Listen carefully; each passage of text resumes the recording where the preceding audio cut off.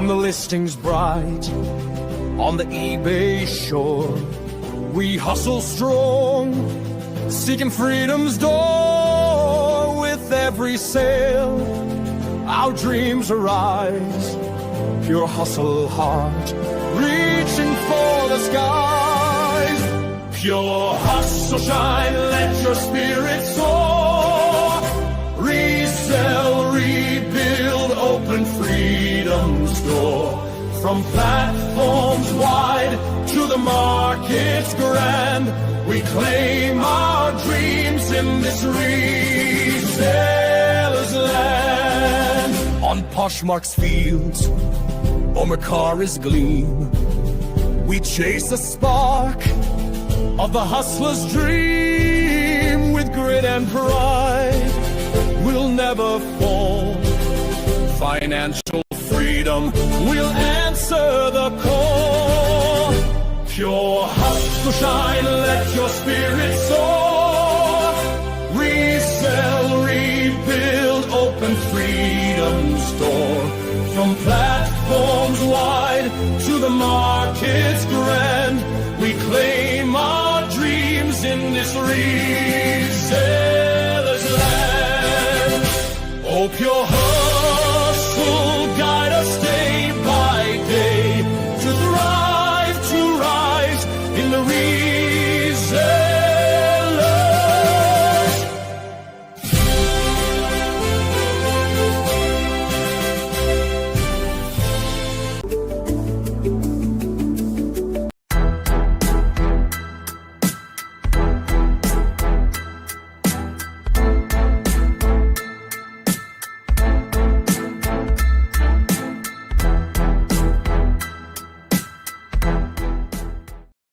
Welcome to Pure Hustle Podcast. I'm Mike. And this is Orlando, and this is episode 457. That's update right. episode. That's right. And this is our pre-4th of July financial independence day. And if you're an American and you're not, one of our great listeners from across the pond, it's almost Independence Day. And so we wanted to celebrate with some fireworks and some excitement. And if you're listening to the podcast, you might not have no idea what I'm talking about. So the intro to the YouTube video was kind of a patriotic sound-in song with a countdown. So I did not tell Orlando I was doing that. I surprised him with that.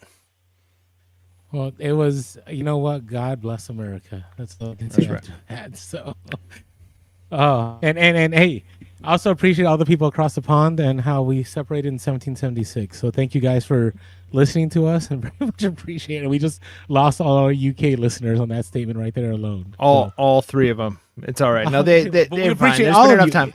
It's not too soon. They get it. And we also have Aussies listen to us. They call cookies biscuits. So it was worth it. It was worth us getting our independence. All right, so yeah, this is an interesting start to the episode. It is summer, and so I guess it's time for some, light fun and triviality. I love how Alexander's like, that's how I felt, very patriotic. Even though it was about thrifting and reselling, I don't know, that eagle said it all. So anyways, thank you guys for staying. UpstatePeter, what's going on? Thanks for joining us. Jay Wonders, how are you? Deal Dad, what's going on? Thanks for joining us on the first live. Appreciate you being here. And just grateful for everybody. So Mike, what's going on with you? Man, I mean, not a ton. Sourcing has not been as great as I would like to have been. This time of year, garage sales are okay in this area. Estate sales tend to be fine, but again, estate sales are on the weekends. And this last weekend, had a funeral I had to go to, so I didn't get to do that kind of sourcing. So it's mostly just been thrift stores, which I'll be honest, I remember, I'll never forget when we first started reselling, you took me to that honey hole after we did some garage selling. I love the garage selling. And as a kid, I went to thrift stores all the time. Not as a reseller, but I went to thrift stores just like to get my clothes, to like treasure hunt. I would look for vintage like audio stuff. I was starting to get into that when I was in high school. And so I really liked going to different thrift stores. Some of them were awesome, some of them weren't. And I remember when we walked into that honey hole after that first day of garage sales, and you're like, hey, let me take you to the thrift store. It's pretty awesome. And I remember what I said to you is like, this place is like heaven. And your response was, if this place is like heaven, we're in trouble. And I'm starting to feel like that, right? Because when I first started reselling, I think the thrift store was like exciting again because it brought that nostalgia back to me, and there was just tons of profit to be found in them. I still had to learn a lot. Like I'm more profitable now than I ever was my first couple of years reselling, even going to thrift stores. But back then, I feel like it was easier to find deals, easier to find things. Now I feel like it's just I pick through racks and I'm picking through stuff, and occasionally I find some stuff that's valuable, and it just doesn't have that same appeal to it as it used to have. Garage sales, I still have that excitement. I'm still loving getting out to garage sales. Estate sales are pretty great. But thrift stores, I don't know. Is it just me? Let me know in the chat. Is anybody else at thrift stores like lost the excitement, the drive that you used to have to go to thrift stores? It could just be prices at thrift stores. It could be that they just not the same stuff, or maybe I'm just tired of what I'm seeing in thrift stores. I don't know what it is. But yeah, so sourcing has been okay. Mostly it's just been listing. And one of the things that I've learned recently, I used to think that I hated listing VCRs, which I don't love them. I getting them done. I'm almost done with all of my electronics. But I will tell you what I do hate. I hate clothes. My wife doesn't mind listing clothes, but I hate clothes. I have a tote still. I don't know if you remember, Orlando. I went to some garage sales back when I was still in San Diego, and I picked up $2 a piece, a ton of Hawaiian shirts. And so I've got a tote full of Hawaiian shirts. Still? And nothing in me wants to lay these out and yeah, but you wanted to give me like $2.01 each. You know, you're right. You're right. Hey, double your money. No. You weren't even doubling. Yeah, you were gonna like. You were like, I'll help you break even. I'll help you break even. Okay. All right. I would have got a couple of comments here. We got pre-pandemic thrift stores were the best. Yeah. Yes, I agree. UpstatePeter. Things have definitely shifted, and who knows? Maybe it goes back. But I try and think like, is some of it my mindset? Maybe I think it's got to be a combination of both, right? Like some of it is the thrift stores have changed some, and some of it is just my mindset has changed some. Deal Dad says, I've been feeling deflated at thrift stores lately. Honestly, a little overpicked. Yeah, and that's part of it too. Is I think there are a lot more people going out to thrift stores that aren't even resellers. Like thrifting has become more popular, which in a lot of ways has helped us as resellers to legitimize what it is we're doing. Hey, I go into thrift stores. You could talk to an average person who, 5-10 years ago would have never walked into a thrift store. Now it's like, yeah, I go to thrift stores. My kids go to thrift stores, and it's lost some of that stigma. A lot of kids are doing it to like get the cool things. And so that's good in some ways, but in the other ways, it does definitely, it impacts, right? Like what it is we're able to pick up. So there's just more people in there that they've also shifted a lot of their stuff online. It's not quite the same. Yeah. I'm glad I'm not alone. Black Cat Flipper says, oh, I'm with you, Mike. I hate clothes also. Yeah. It's just, to me, it's the fact that I have more returns on clothes than any other category. Because people don't like the way something fits. I could take measurements, and even just that is annoying. Cause it's like, you could have the measurement, show them, and someone, the people will ask questions. Well, does it fit like this? And how long is it from this? Like I could take the inseam, and then they want like the inseam and the outseam. And it's like, come on now. Like I have to get this piece of clothes out again. I don't know. I don't love it.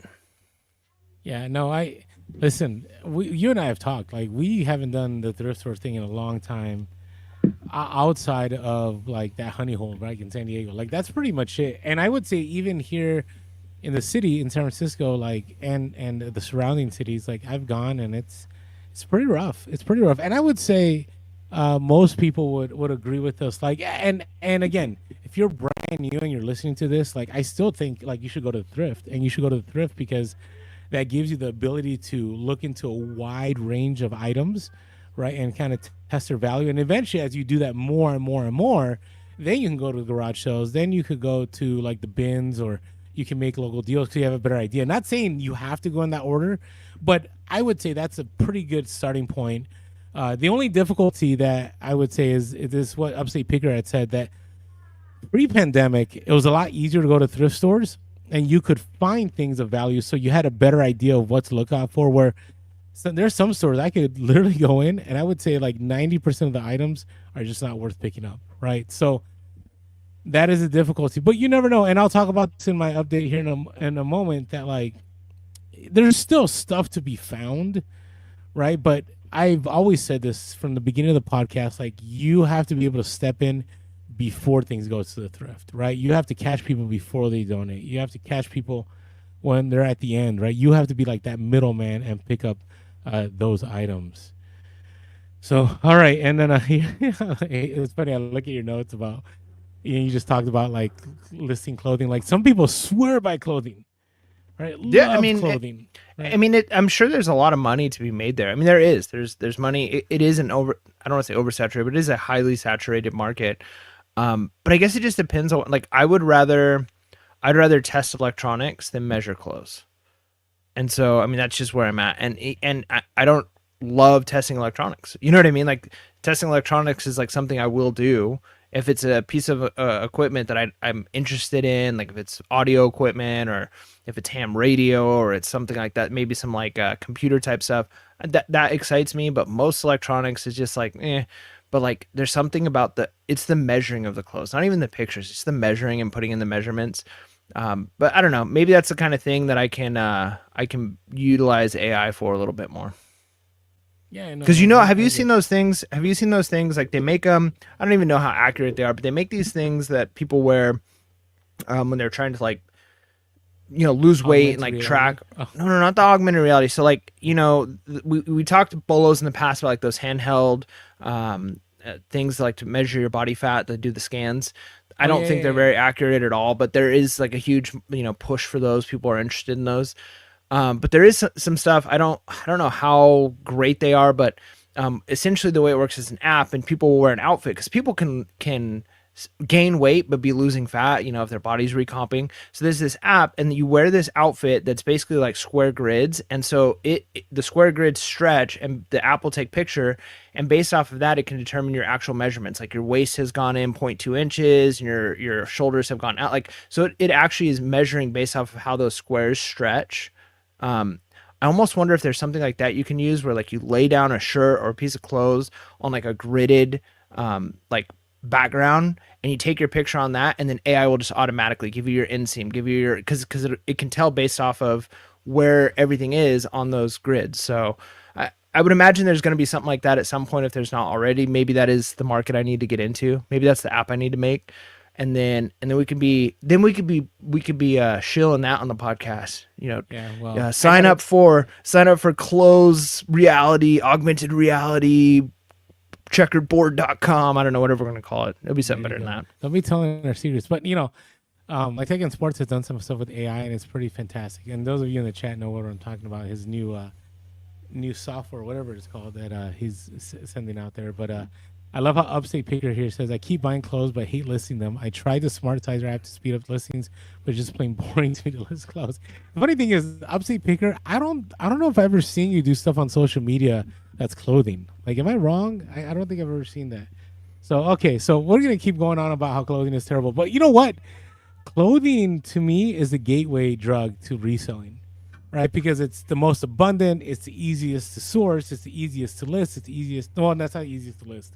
Easiest to source, and it's the easiest to ship, right? It's the in-between that catches people. But yeah, like people like Wayne from K-Way Shop and others, that they do very well with clothing. So don't sleep with clothing. I still sell clothing every once in a while. I mean, I'll still pick it up. If it's like good stuff, like I will pick it up, right? But it has to be worth your time. That's the key important thing. All right, so what about you, Orlando? How are things going? There you go. It's interesting. I was gonna do like this whole Instagram story. I was really excited to go to the Midwest, and I was in the Midwest. I was in Indiana and Illinois, and I was gonna do all the sourcing, and I did go on a Saturday morning. It was rough, and this is why I always tell people sometimes go like, oh, if I change the scenery, it's gonna be easier to find stuff. I argue the opposite. I think when you're in an area for so long, like your go-to, like no matter what, if like things dry up or like you can't find stuff, exactly where to go. Right. And so So this whole scenario now, I'm like, okay, I think I can find stuff, and then I did not find anything. Now I did go to some interesting places. I did go to some garage sales, and but I got to tell you, the garage sales were like there wasn't much. There wasn't much, so that was bad. So I ended up going to a thrift store, like your favorite place, Mike. And even I went to a place that was like half flea market, half thrift store, and I was like, you know what, this place probably is pretty rough because you would think whoever's running the flea markets, they've probably sourced a thrift store while they're there. Does that make sense? So I don't know. Anyways, but I kept looking. I was like, I'm gonna find some diamonds in the rough. I was at a conference, so I didn't. The only thing I didn't really have to pay for anything because my school covered the flight and the organization covered the conference. But I was like, hey, it'd be nice to have like some like side spending money or like whatever it was. But I gotta tell you, I did not find much, and we keep it real on this podcast, right? That's our thing. We're always authentic. We always document what we do. And so I was like, okay, on this one, as much as I wanted to share this video, I was like, there's not much for me to share. So I didn't share anything. But I want to let you guys know, like, I have the utmost respect for those people that go to the thrift store and I keep finding stuff because it's either there's still good stuff where you're at, or B, like you really figured out. Like you figured out how to hit those thrift stores. So there we go. But it was good. It was good. Sales have been pretty steady for me still. I did have 2 days where things died, but it's because I forgot to run my sale. And I always tell people, like, you should always have a sale on, but be careful because the moment that your sale ends, like you're gonna see a drop in sales. And I don't know if that's because the algorithm doesn't push things, but that's what ended up happening. And then I do have an interesting story. So we decided as a church, like we were gonna help this house it was like a hoarder home. There was like tons of stuff in the house, and my son and I went. Did you source off the hoarder home? We did. That's what I was. Why are you killing my punchline here? So you're sourcing off a hoarder, and then you hoard it yourself. Come on, man. Okay, but that wasn't the goal. The goal was to go in and help clean up, and we did. We threw away a ton. We threw like 2 dumpsters full of stuff, but then there was good stuff. Like there was like vintage RC stuff. There was some video game stuff. There was a lot of good stuff. And what I ended up doing is I ended up pulling the stuff and I said, hey, just to let you know, I think there's value here if you want to keep it. And there were some things that they kept. They kept like they had some Atari stuff. They kept some the Panasonic 3D. They had one of those which are worth money. That's a BOLO. So there was stuff there, but other stuff like the guy's like, you know what, just take it. You guys have helped. And I never pushed for the stuff. I was just trying to help them out. But always remember, like, you just never know when there's going to be an opportunity. Like, and sometimes helping people ends up working in your favor. And that's kind of what it did here. I ended up picking up a couple RC cars that are worth like $200 plus. Ended up picking up some other model toys. Ended up picking up a bunch of items. So, just be aware. Like, there's always that possibility of you just never know what you're going to come across. So it was really good. It was really, really good. We should start a new show called Hoarder Picking and like have a company that what we do is we go into hoarder houses. Like, they have like American Pickers. It's like that. And you're instead of like going through like an attic or like somebody's old shop and getting stuff, you're going through like piles and piles of like pizza boxes and you're looking for like, oh, here's a vintage t-shirt. And then we buy it off them. Yeah. No, I get it. And we can combine the best of both worlds, right? Like you get the hoarding crowd that wants to watch, the hoarding houses, and then you get the people who are interested in the picking. It's a whole thing, man. Yeah, I mean, people do clean outs, right? Like, you got estate sale clean outs where you come in, you buy the rest of the stuff. Some people, that's their business. They run estate sales. They make a portion of the profit. They keep some of the stuff.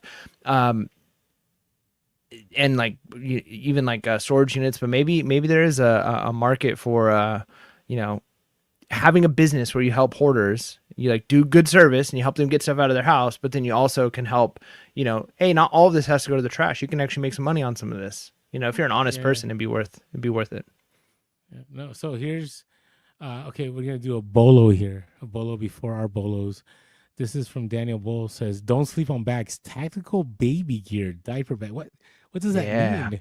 $4.99 to $59.99. What is tactical baby gear? What are we talking about? I mean, You must so know. it's like, I've seen some of the like ads. I mean, I don't know if it's that exact brand, but I've definitely seen like diaper bags that like are more geared towards men wearing when they're out and about with kids, and so it looks more like a tactical bag that has like the Molly like strips on them and stuff, the Velcro, like a military bag, but it's like folds out and it's a diaper bag, or like, so instead of carrying your wife's diaper bag when you're out in public. So yeah, I think, and bags are definitely profitable, all kinds of bags, whether it's golf bags, scuba bags, some school backpacks, right?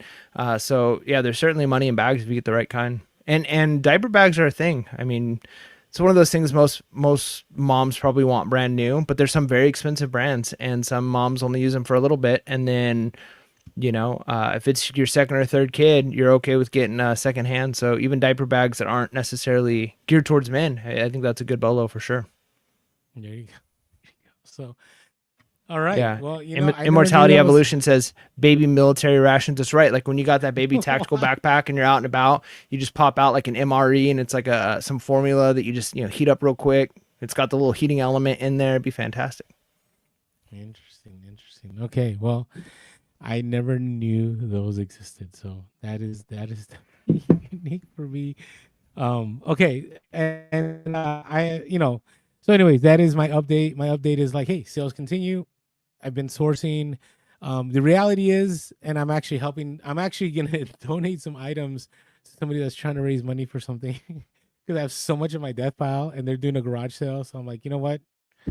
Take some of my stuff, like make some money, like may it benefit somebody else. And I encourage people to do that. Like if you've had that, I mean, I have death totes. Okay, I got like maybe like 10 or 15 totes of just items that I never listed.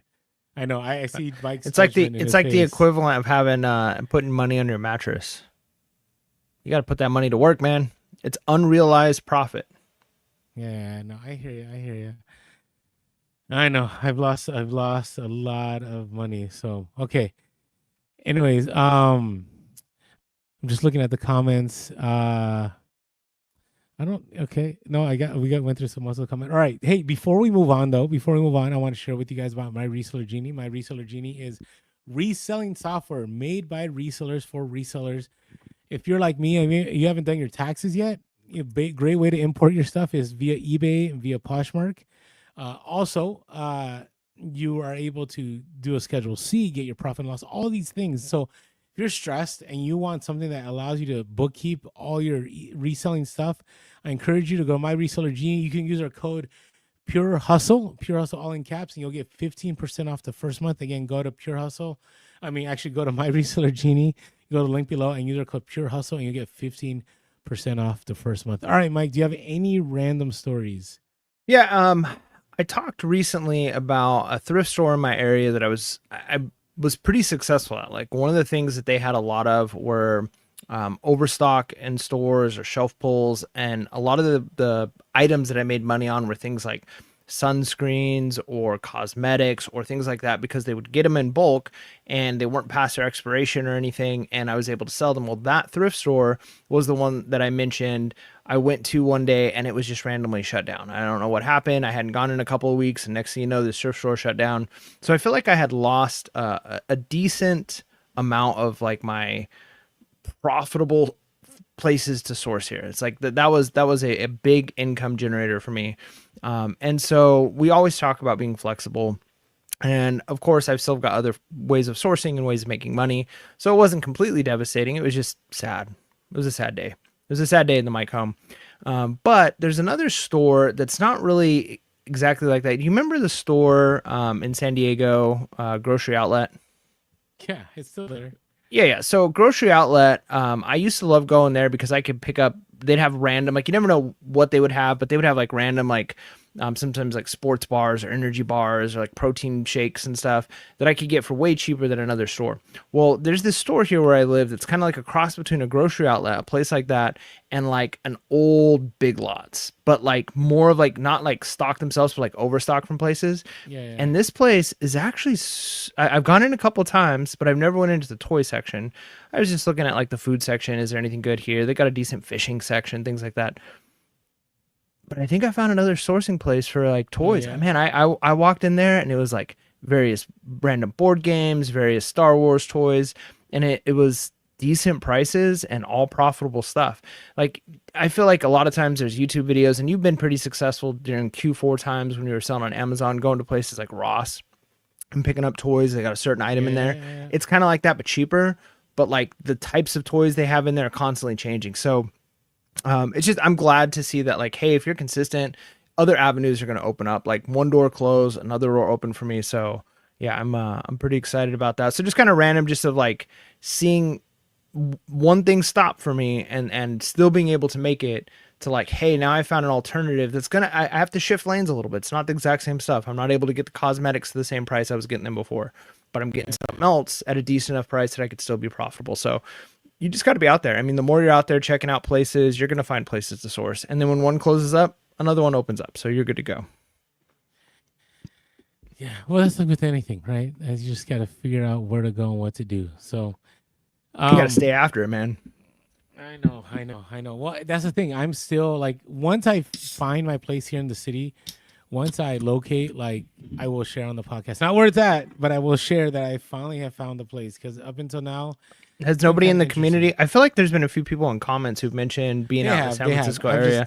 I've just been lazy. I'm sure some people have shared the honey holes with you. Oh no, people told me the flea markets here. Like, flea markets are good. Like, I need. And you still haven't been to a flea market? Bro, no, I haven't. Orlando. You know, by the time I don't even know you anymore. Okay, it is 4th of July weekend, so by the not this coming episode, but the episode after, I will. By the next update episode. Next update, right. yes, next update. Okay. All right. So video or it didn't happen. Video or it didn't happen. Okay. That's right. Let him know in the comments. He needs to make a video about at the flea market, San Francisco flea market. First experience. So for example, right now, random stories. I don't know what's going on, but I changed my location where my returns go, and I have not gotten a return in, like, I don't know, 30 days. So I'm kind of concerned. So I'll give you guys an update. But I have like a $200 sweater in there. I got some other $40, $50 items, and I don't know where they got delivered to. And I've been so busy, but I need to go to the post office. But I strongly encourage everyone to make sure to get like some kind of like offsite. So this was, this wasn't like I think UPS does a far better job of holding your stuff. I don't know, people may disagree with me in the chat, but I find with the post office, like, I don't think they do as great a job with their boxes, but UPS and FedEx, like, they're on it, right? Because to them, like, that's a franchise owner, right? And if they lose packages, like, they're going to lose people's business, right? So they really get after it. They really try to locate stuff. Where the post office, like, it's such a rigmarole. It's like, you got to go to this person, you got to file this, you got to go online this, and you got to, it just takes a lot of work. Bureaucracy. It is. So I encourage people, like, hey, if you need a place, TJ Keller says, I'm a mailman and I can confirm. Yeah. And so if you're like, hey, I need a place to get my return sent to, or I get a lot of mail, like Mike and I have always said, like, it's better to get a UPS box or get a FedEx box to help you out in that business there. So that's my random story. And the other one is I got hit with a policy violation for a hairdryer. And I don't know if that's like, this is typical eBay, where, like, you have no rhyme or reason. It's been listed for, I don't know, a year, 2 years maybe. And then out of nowhere, policy violation. So I'm hoping that it didn't slow down my sales. I hope it didn't kill the algorithm. You get what I'm saying? Like, it was just interesting to me. I don't understand. I don't understand. But anyways, this is eBay. If you're listening, there has to be a way. I've said this from the very beginning, that when you list something that shouldn't be listed, it shouldn't let you list it. It just shouldn't. Yeah, I'm so glad they don't do that, though, because I feel like it would overreach. I feel like, because we talked about, like, okay, let's just say, just for example, you can't list Gucci bags, right? So let's say that's the case. You can't list a Gucci bag. I'm just using that as an example, that it's going to be zeroed. Well, what if you had, like, a bag that was like not a Gucci bag or something else that was Gucci, or like, you know what I mean? It was like, here's the bag that it came in, or here's something that's like a Gucci label, and you get zeroed for it because it's just like they just blanket Gucci, right? Like you kind of need to have like a little, and then you're constantly like, well, no, but this isn't, or like perfume, right? It's like, hey, I'm not selling the perfume with the stuff in it. I'm actually just selling like a bottle, an old vintage bottle, but I got zeroed because they think I'm trying to like scam perfume, and it's like, I'm kind of glad that, because you do get those. Like I got those on a random, like a paper towel dispenser, an automatic paper towel dispenser. So random. Again, So, random. but I'd rather have like one or two random, like, hey, I just got this taken off my store a year, than like every 100 items I list, like, oh, I can't list this. Wait, actually I can. Now I have to like send in this isn't that thing that like is against the policies. This is something else, and then wait for somebody to review it, and then put, like, that seems like that would happen more often if they like auto took stuff off. Yeah, I guess so. I don't know. Hey, by the way, okay, distraction real quick. Dio Dad says, by the way, I watched the Q4 rap video for the first time and it was a banger. Need some more. You know what? I appreciate that. I really. Hey, I mean, it doesn't get much more of a banger though than our patriotic intro. That was pretty sweet. I mean, it wasn't us singing the lyrics. Yeah, true. That might have been cooler. Okay, well, I'm just grateful somebody tuned in. All right, Anik Alexander says, I've had stuff suddenly unlisted that I had listed for years, but similar listings were left alone. I couldn't discern any significant difference. Yeah, and you know what? It's weird, right? eBay does that all the time. And, you know, beginning of the year is always a good time to do inventory check after Q4. But again, you'll find stuff in your inventory and you'll look it up and you're like, what? When did this get delisted? Like, when did this appear? And eBay's never been clear about that. That's why it's always good to do some kind of inventory check at some point in time with what you have. That's good. All right, I like this one. This comment from Robert Parker says, Whirlpool are insane about zeroing refrigerator filters, even their generic Walmart brand filters. Yeah, so like if I were to put something up, like here's a such and such that can work for a Whirlpool, something other, and then they just pull it. You know, that stinks, right? Like you don't want them doing that. And Whirlpool is interesting. It's an interesting company. I could be wrong on this, but I was looking for a new refrigerator. Ours is fine, but my wife wanted one that's the French doors, the bottom freezer, instead of like the side by side like we have. And so we were like, hey, let's go check out like a appliance factory store. Sometimes you can get like really good like outlets, like prices on these. And so there was one of those in our town.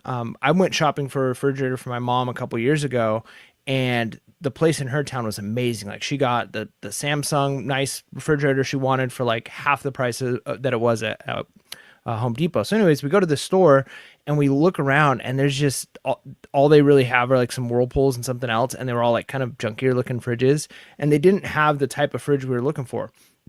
And so they asked us, well, what are you looking for? And I said, oh, Samsung. And the guy that worked there it was almost like it was a cult with Whirlpool. Like, you don't understand that nobody will touch anything if it's not a Whirlpool in this town. Like, we will only service Whirlpool. So you better do your research. If you buy a Samsung, nobody's going to work on it. Like, we only work on Whirlpools here. And I'm just like, whoa, like there's something going on with that company for sure.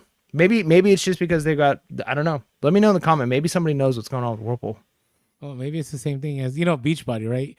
We always bring up Beachbody. Like, that is the worst brand to get zeroed. But some people get away with the sales, right? It still ends up happening. So you just never know. All right, you want to jump into some retailer topics here? Oh yeah. Let me pull that music up. And I've got the stories on the other screen, so that's why I'm looking over. So let me go ahead. Thrifting continues to rise due to the economy. eBay Soul's not reliable in comparison to eBay research. Poshmark continues to ban sellers who relist that are under 61 days old. All this and more on Reseller News. Orlando, There you go. take it away. So, it's interesting. Not much out there these days. Maybe there's a seller update from eBay, but I haven't seen anything crazy.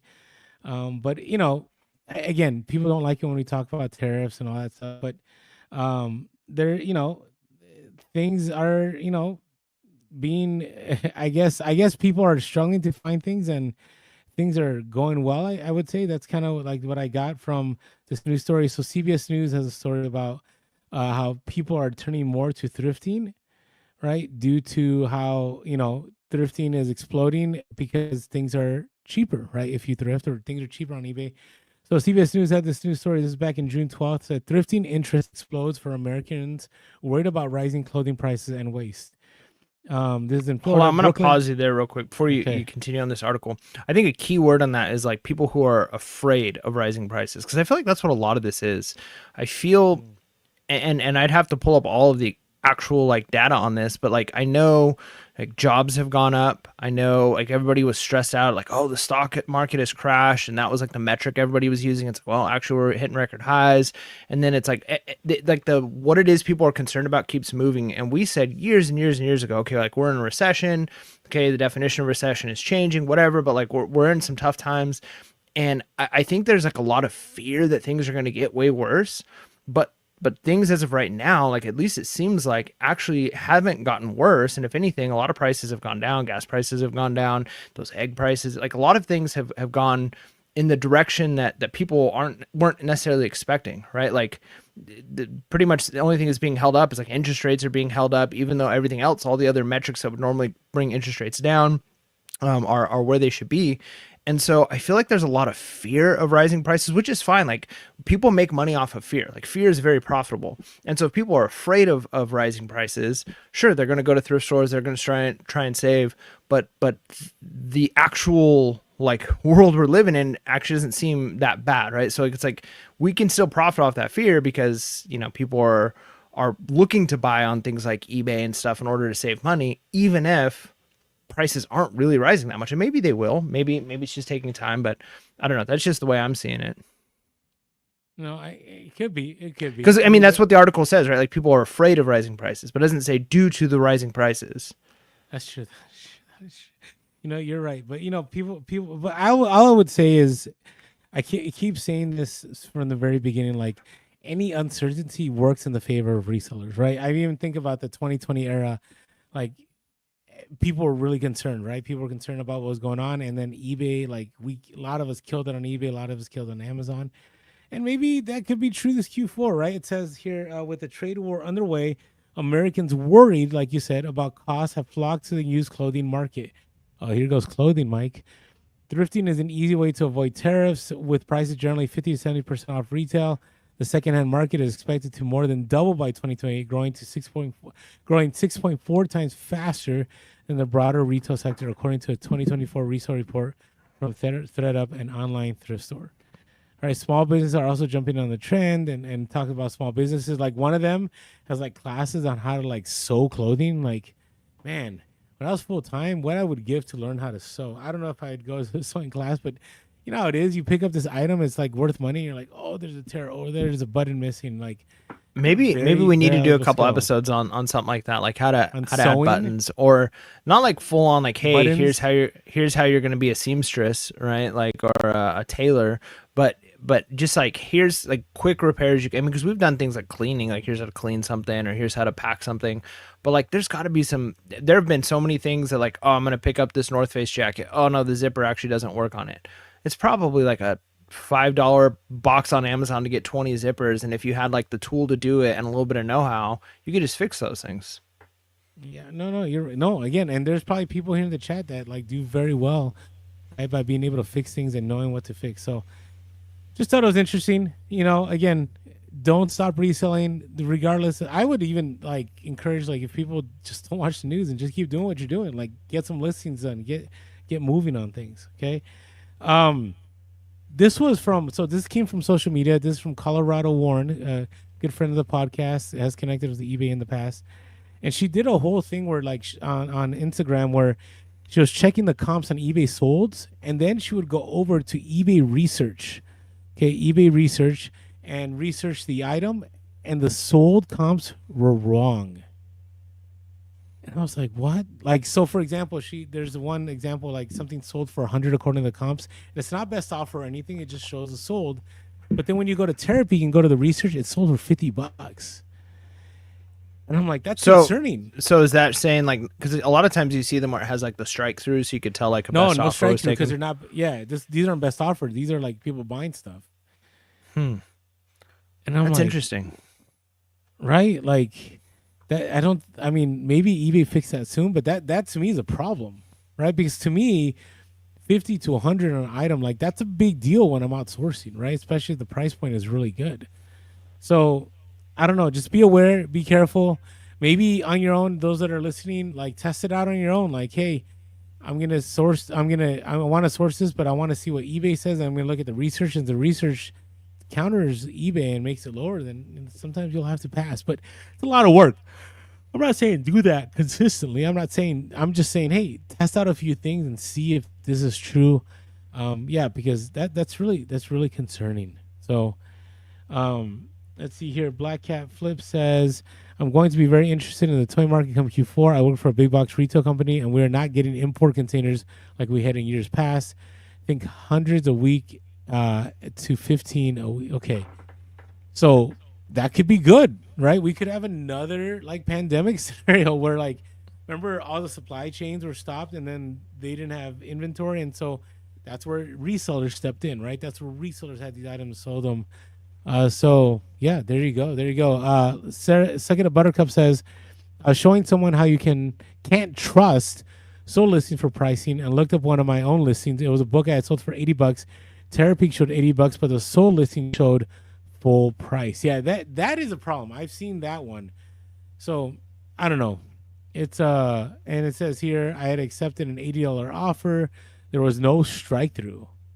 Right. That's concerning to me. Like, I mean, if you can't depend on the eBay app to give you comps, I don't know what you do, right? Like, I mean, I guess you could do it. Go ahead. I guess I could see why eBay would do that. I mean, it's bad for us as resellers, but that could drive a market price up. You know what I mean? If people think, hey, this is what this is selling for. Because, I mean, the way it works is people are only going to pay what something's worth, right? And so if they're seeing, hey, these, like, I'm trying to buy one of these and I'm willing to spend $80 for it, but they're all listed for 100 and all the sold comps are 100, I guess I'm stuck paying 100. You know, because people think like that's the going price for this, even though people have been accepting offers for 80. So I could see why eBay would do that, because ultimately they make more money if it sells for more money. Like, they want the prices of items to go up. They want items to move more than anything because they want quick money, but they want the value of items to go up. But yeah, that becomes very, very poor data for us as resellers, right? And it's so difficult to rely on something like Terapeak for like quick, accurate information. Like, you got to do a little bit more of a deep dive. It takes more time. That's not something I want to do out in the field. Yeah, I've always said it would be great if eBay integrated like Terapeak into the app.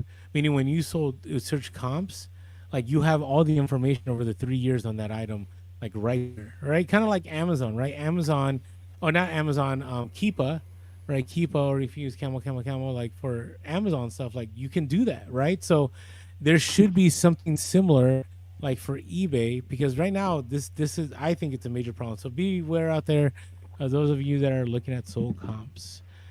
Okay, and this last one, I just think this ongoing saga like shows to me again like why Poshmark, I don't think it's gonna. I give Poshmark, if they don't fix things, I give them one more year.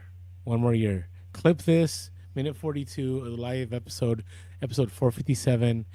Okay, I think Poshmark has one more year, because this whole the idea that they're banning sellers who end items that are less than 61 days old, who the items that they try to relist, like, that's pretty crazy, right? So if you don't know what we're talking about, eBay posted a policy, and they've been following through on a policy about a month ago, that if there are any items that you have that have been on Poshmark for less than 61 days, and you end that listing and you redo that listing, like, you will get banned. And it's happened to many sellers. You know what? So last episode when we talked about this, or a couple episodes ago, I made the argument that, like, Poshmark is doing this for a reason. Like, there's something behind the scenes that is working towards them.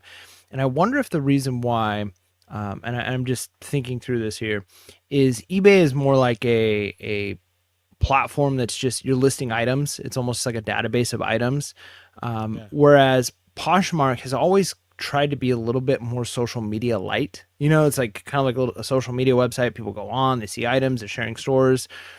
And I wonder if they don't want items to leave and come right back, because one of the things that's important for SEO is how many times a page is viewed, how many times a page is looked at, how many times there's interaction on a page. That's going to help push that up in the Google search algorithm. And so if a person has an item let's say that's been on there for 10 days and it's gotten 500 people interacting with it, well, that when somebody searches for those types of items on Google, it's going to come up quicker as that Poshmark listing because it's had more interaction on it. Whereas if somebody delists that, creates a new one, it's almost like creating a new web page, and then that's going to hurt the SEO, and that's hurting. So I wonder if like Poshmark, where they're making a lot of their money is probably on having SEO optimization, people finding stuff in there inside of Google when they're searching things, and maybe even ads that they're selling within those websites. So I wonder if that's what it is. If they just, because they're designed more like a social media platform as opposed to like a database of items, it just, that type of reselling doesn't work for them. And so it makes sense. Like if it's something like that that's causing them to do that, they've just got to find another way to help resellers out, right? Like if that's not going to work, they're going to need to like change the way they do it. So that way it's because I mean, that would make sense why they do the share stores, like items and share somebody else's item. It's because they're trying to keep that interaction to boost that SEO. It's just the resellers found a way that works on other platforms like eBay to end listing and to relist, but that's not working on Poshmark with the way they're trying to monetize their system. So then if that's not going to work, they're upsetting all of these resellers. They have to find an alternative. They have to find some other way to appease resellers and to help those resellers sell those items. Yeah, I don't know. It's I'm not sure what's going on there. I'm not sure what's going on. All right. So hey, that end our reseller topics. But before we move on, if you're ever wondering, hey, how we've been able to post 457 free episodes, it's because of our incredible audience and those of you that help us out on Patreon. So if you haven't yet, for $5.55 a month, you get to join our Patreon, and what that does is give you access to our Pure Hustle Discord. And in Discord, there's lots of other resellers, tons of resellers, and from all different vantage points of reselling, from Amazon arbitrage to eBay arbitrage to books to vintage clothing to collectibles, like you name it. And there's always comments on there. There's always people asking questions. There's always people getting their questions answered. So if you haven't yet, check this out, patreon.com/PureHustlePodcast, or go to the link below and you can join the Patreon, which will give you access to the Discord. And as always, we are Pure Hustle Podcast on all platforms except on X. We are Pure Hustle Cast. Grateful for all of you that leave us emails. Our email is purehustlepodcast@gmail.com. That's purehustlepodcast@gmail.com. Always grateful for all of you that listen to the podcast, but you said, you know what, I want to help these guys out. I'm going to jump on over to YouTube, and you hit subscribe, you hit that bell notification, smash that like button. Really appreciate every single one of you. And yeah, grateful for all of you that jump over to iTunes and leave us a review. I will say it's been a long time. Like, I'm looking at the reviews and no one's really reviewed our podcast since May. So if you want to show a little love, we are the largest reselling podcast of secondary goods out there, and we are also the most reviewed. So we have about 812 reviews. We're at 4.8. I would love it if we got to 4.9 again, and I would love it if we hit the 1,000 mark. So please leave us a review there. Always helpful. Always helps us out here on the podcast. All right, Mike. We got some You ready for bolos. bolos? That's right. Bolo. What's your bolo? Yeah. All right, Mike. What's your bolo? I think I talked about this in the past. I want to go a little bit more depth here and bring in another one. So have you heard of the Tony boxes, Orlando? Maybe when you're like Walmart or Target, you might have seen them. You don't have little kids anymore, so you're probably not paying attention to them. Called? It's called a Tony box. And so it's these little boxes, like they're not that big. They're like, I don't know, 5 by 5 by 5.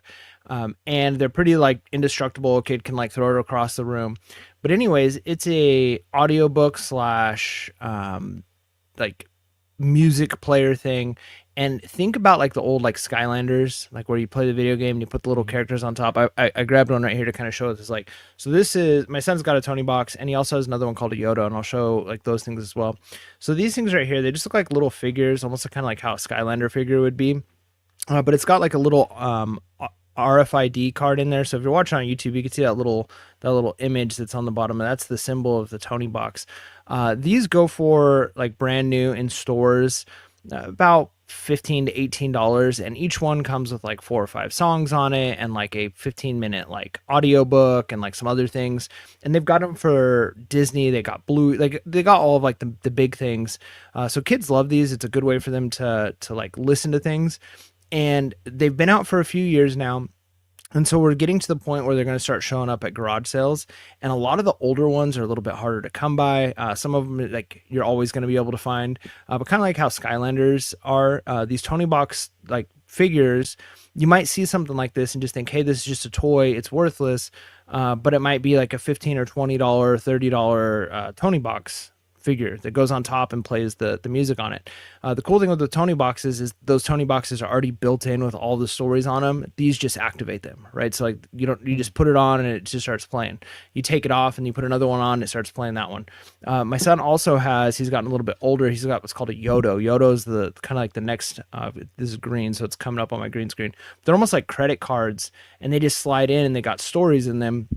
These ones say Yodo on the back. So if you're at a garage sale or a thrift store and you see any kind of Yodo cards or Tony Box figures, and again, they have that little symbol on the bottom, these can be money, right? Especially the Yodos. Whereas the Tony Box, these tend to be around $15 a piece. If you can get a whole collection, like here's the Chronicles of Narnia, each book has its own card. Like I said, like a credit card.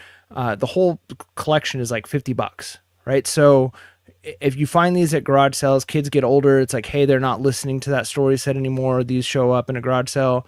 There's money in these. So pick up Yodo and Tony Box figures and cards. There's definitely a BOLO there. And I think as time goes, and they're getting more popular. It used to be you had to get them online.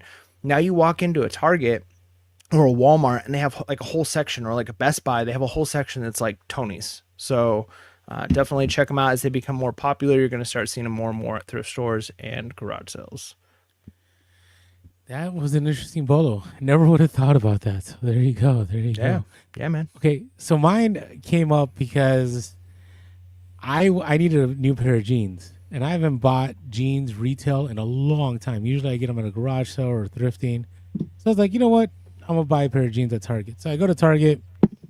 And that used to be the store that shall not be named. Do you remember that? Like the Amazon side of things. So I go to Target and I buy a pair of jeans, and then ChatGPT was like, you know, those jeans wouldn't work for you because they're the certain cut. You should look for these jeans. Yes, I know ChatGPT. So you have ChatGPT as your personal stylist? It is. Is it your life coach? You got your ChatGPT life coach? I got my whole workout routine on there. I mean, it's scary. So I was like, all right, ChatGPT is my doctor now. Doctor, nutritionist. Yeah, me too. I popped my knee, and guess what? After 3 months, I'm golden because I followed its advice. So it's scary. Wow. But anyways, I went and returned them, and I was in the clearance section. I found a pair of Levi's jeans. And I was like, oh, these are in the clearance, like clearance prices, right? So my Wrangler jeans were like $30, right? I'm going to return them. I'm like, hey, can I exchange these for these? They're like, yeah, but they're separate prices. I was like, okay. I returned the Wranglers, and I went to buy the Levi's. How much do you think my one pair of Levi jeans cost, Mike? You bought them brand new, like not used? Levi's, I don't know, $75, $80? Yeah, $60. Oh. $60 on clearance. And I was like, $60? Like, dude, what? Like, when I was a kid, like, Levi jeans were like, no one wanted them. It was like $25, $30. Like, and that was like, am I crazy? Am I crazy to think that jeans that are Levi's are worth $60 now? I mean, that's just how it is. Like, even shirts, like if you're like, I'm just so used to, like, the shirt I'm wearing right now is like a Costco shirt. I bought like a pack of 5 of them for like $15, right? And I've got like 10 of them. So I got 2 packs. And same thing, I get like a lot of my polos and stuff like that at like Costco's. You'd be surprised. You walk into just like, I don't know, a random mall store, like a Hurley or something like that. Yeah, you're looking at like $35, $40 for a t-shirt. And it's like on sale, $35. And you're like, I mean, that's just what people pay for clothes, Orlando. We're so in the hustler world and like the I don't want to say the cheapskate world. What's the we're looking for good deals. We're frugal. Yes. The frugal world. We're in frugal land, Orlando. And so yeah, you'd be surprised what people pay for clothes. Bro, yeah. And you know, there's some comments here. It says Amazon can be cheaper. Got some Levi's for $30. Thank you, Carlo. Yeah, I agree. And then Deal says, have you seen? Let's see. Have you seen how much? Oh no, this is Zeke. Zeke says, how much? Have you seen how much a pair of regular Nike fleece costs these days? No, it's money.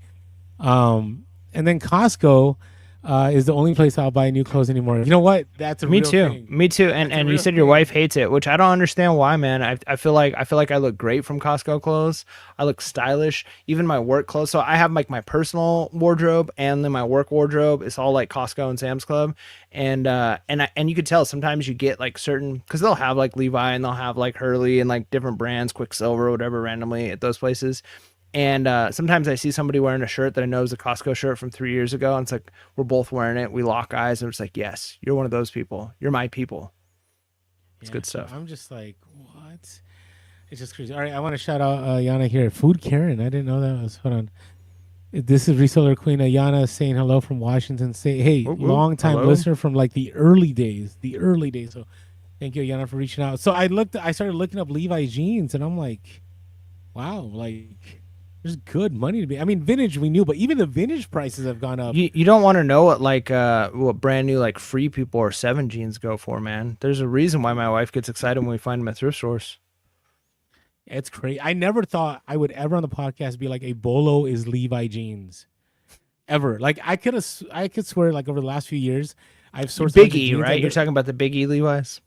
No, I'm talking about regular Levi's, like everyday Levi. I've never found the Big E Levi's, but every day, and I'm like, what? Like, okay, that's just crazy. So I guess Bolo is Levi. I know about the jean jackets, and I know about like more of the specialty items, but the jeans themselves, I'm like, this is crazy. So, yeah. Now the debate is, do I return these Levi jeans and like go to Costco and buy myself 2 jeans for the same price? I don't know. Is that wrong, chat? Is that wrong? I already wore them once, but I'm not happy that I paid $60 for them. So Do they fit we'll see. right? A good pair of Yeah, jeans they- will last you your whole life, man. Don't worry No, about it. $60. but the jeans 60 aren't like as thick anymore. That's what's crazy too. Yeah, but if it's a good pair of jeans that fits you, man, you're good to go. Yeah. Just It's an investment.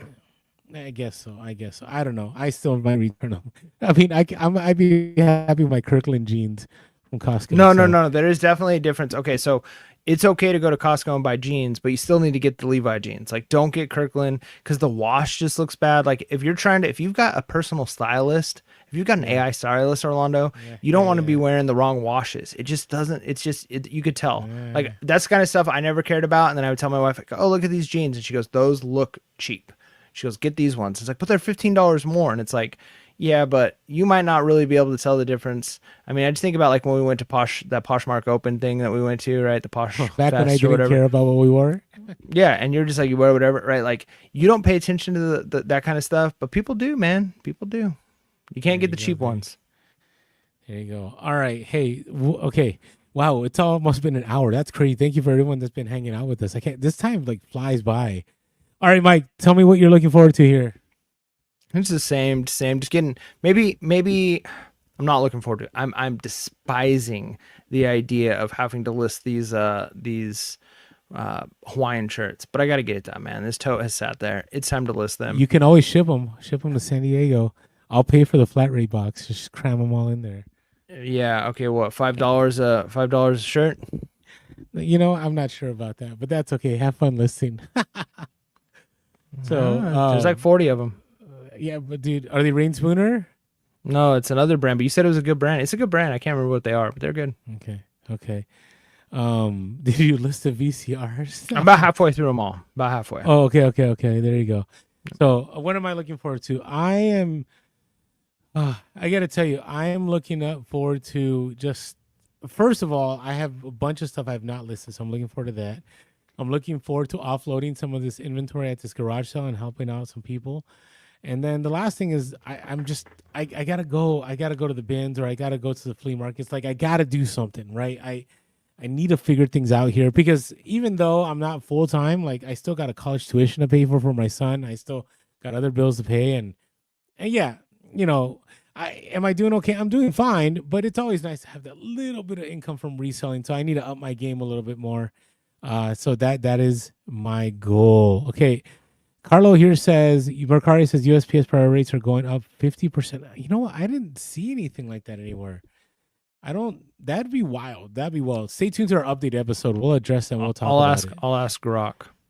You ask Rock. So, yeah, but we're going to end the episode here. All right. Well, let's end it.